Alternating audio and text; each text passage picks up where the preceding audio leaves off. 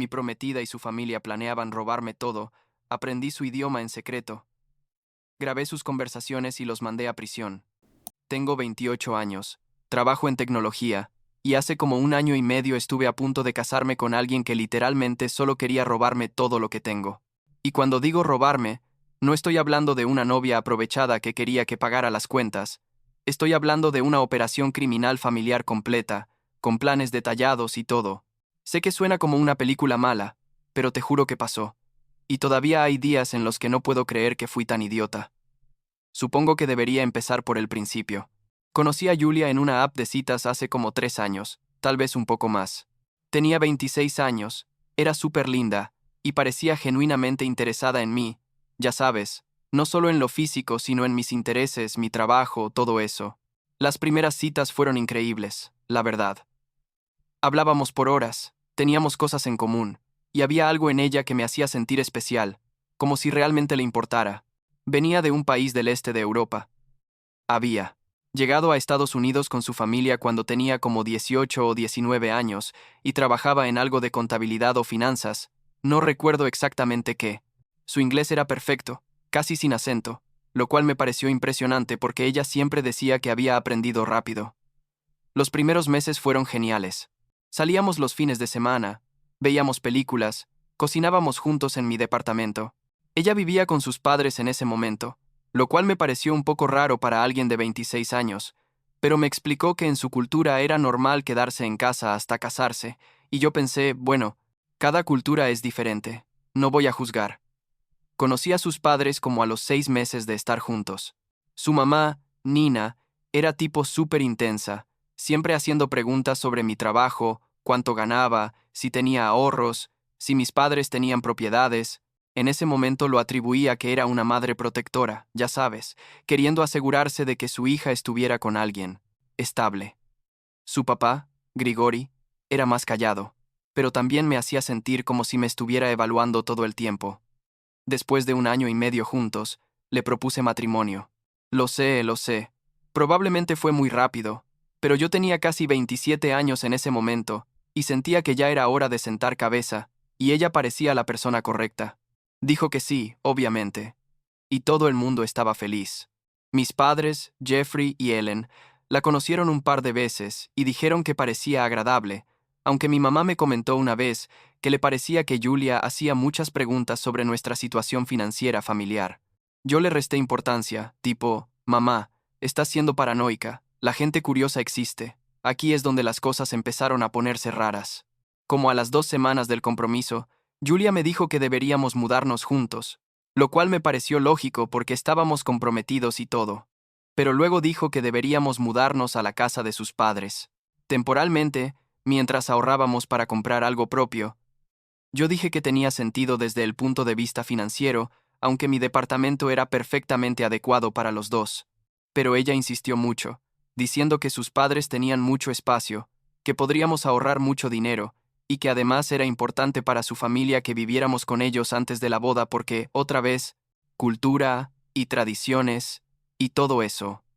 Me mudé como 3 semanas después. Al principio todo parecía normal, o sea, normal dentro de lo incómodo que es vivir con tus suegros. Tenían una casa grande en las afueras, tipo 4 habitaciones, y nos dieron una habitación para nosotros. Pero desde el primer día, noté algo raro. Nina y Grigori hablaban todo el tiempo en su idioma, y cuando yo entraba a la habitación, de repente cambiaban al inglés, pero se notaba que era forzado. Julia también empezó a hablar más en su idioma con ellos, lo cual me pareció normal, pero había momentos en los que sentía que estaban hablando específicamente de mí.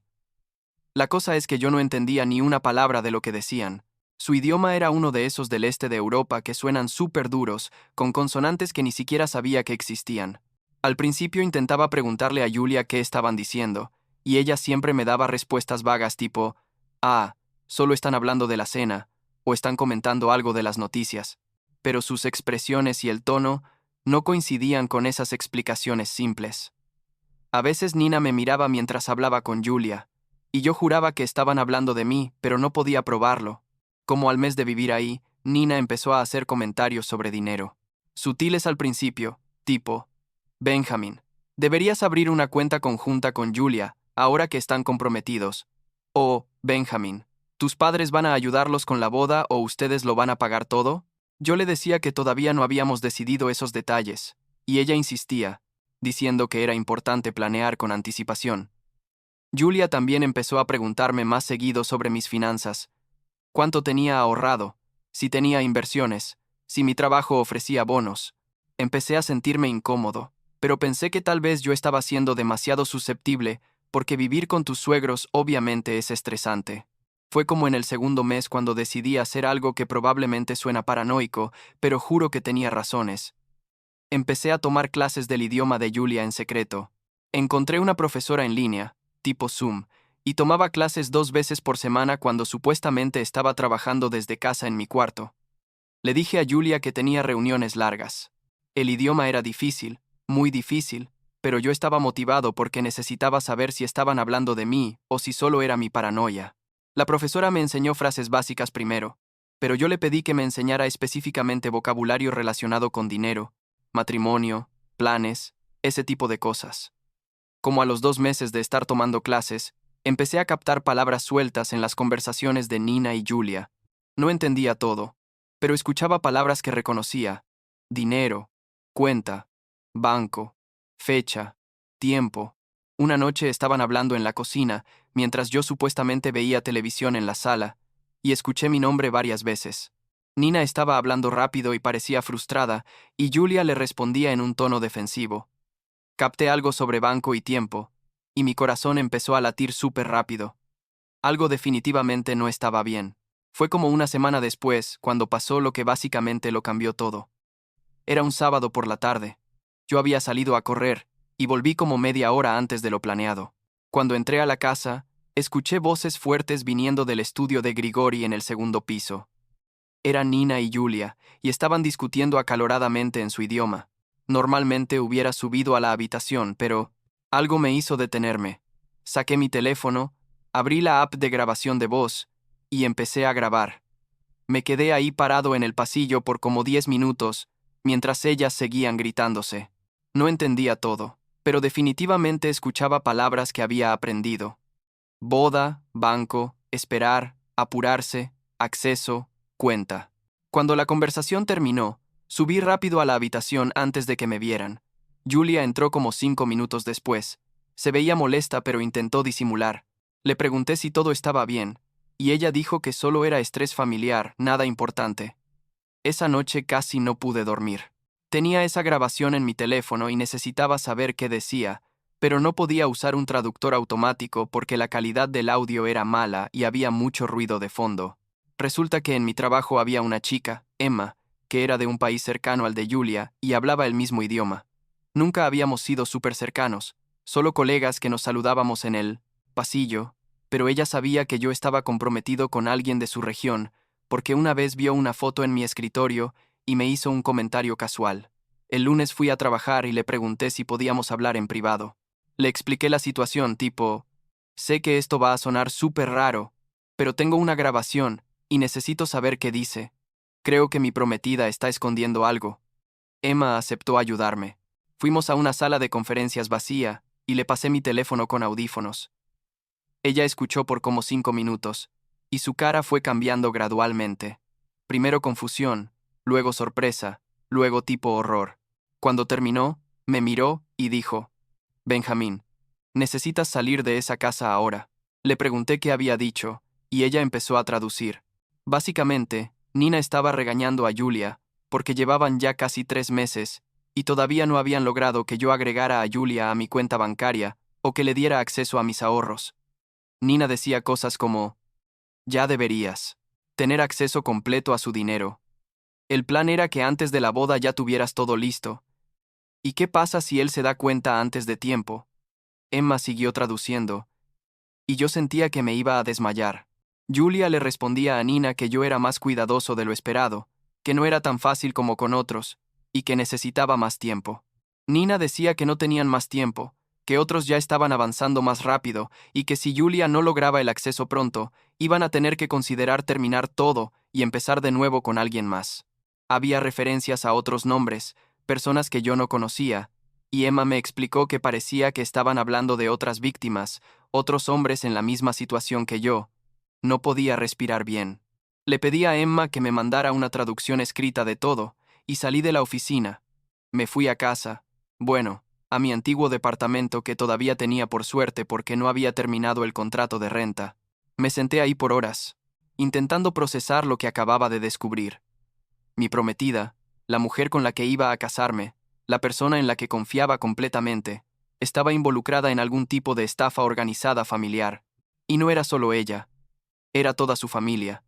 Y aparentemente yo no era el primero. Esa noche llamé a mis padres. Les conté todo, les mandé la grabación y la traducción de Emma. Mi papá Jeffrey quedó en silencio por un momento, y luego dijo, «Hijo, vamos para allá ahora mismo». Llegaron como a las 11 de la noche a mi departamento. Mi mamá Helen estaba llorando, diciendo que sabía que algo no estaba bien, pero que no quería ser la típica suegra entrometida. Decidimos que necesitábamos evidencia más sólida antes de hacer cualquier cosa legal, pero que definitivamente yo no podía volver a esa casa. Le mandé un mensaje a Julia diciendo que había tenido una emergencia de trabajo y que me iba a quedar en mi departamento por unos días. Ella respondió rápido, preguntando, ¿qué pasaba? Si podía ir a verme, si necesitaba algo. Le dije que no, que solo necesitaba concentrarme en un proyecto urgente.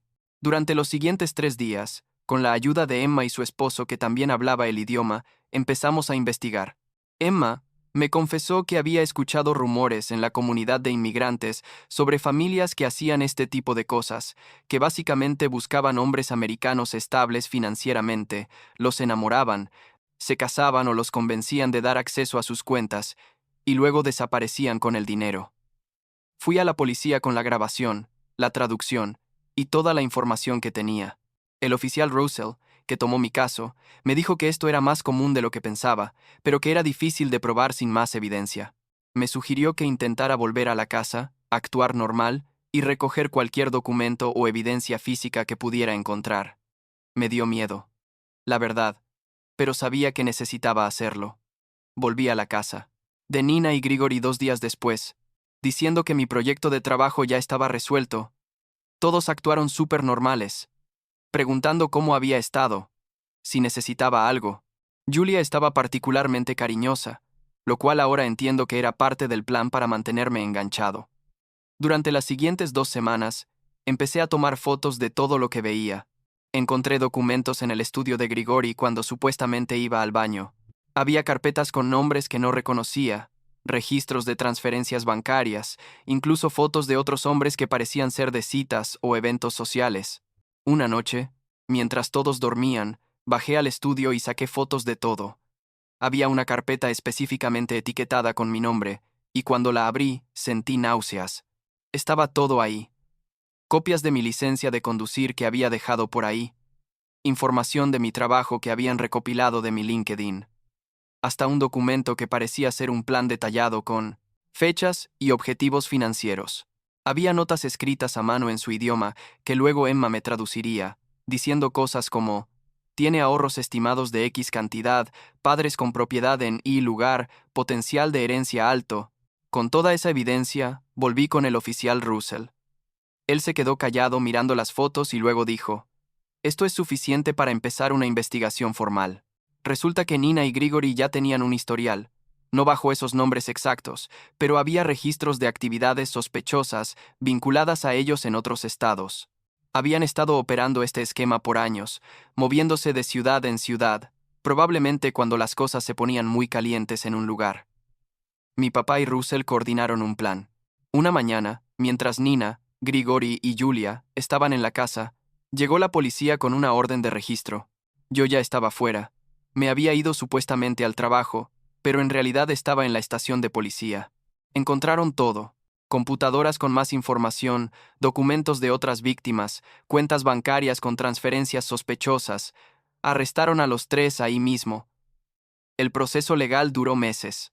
Resultó que había al menos otros 5 hombres en situaciones similares, algunos que habían perdido miles de dólares, uno que había perdido casi 100,000. Yo tuve suerte, supongo, de descubrirlo antes de que lograran su objetivo. Julia, Nina y Grigori enfrentaron múltiples cargos: fraude, conspiración, no sé cuántos más. Al final, Nina y Grigori Recibieron sentencias de prisión de varios años, y como no eran ciudadanos, enfrentarían deportación después. Julia recibió una sentencia menor porque los fiscales argumentaron que había sido manipulada por sus padres desde joven, pero igual fue a prisión por un tiempo, y también sería deportada. Todo el proceso fue agotador. Tuve que testificar, revisar toda la evidencia una y otra vez, enfrentar a Julia en la corte. Ella me miró durante su testimonio e intentó decir que realmente me amaba, que las cosas se habían salido de control, que no era su intención lastimarme.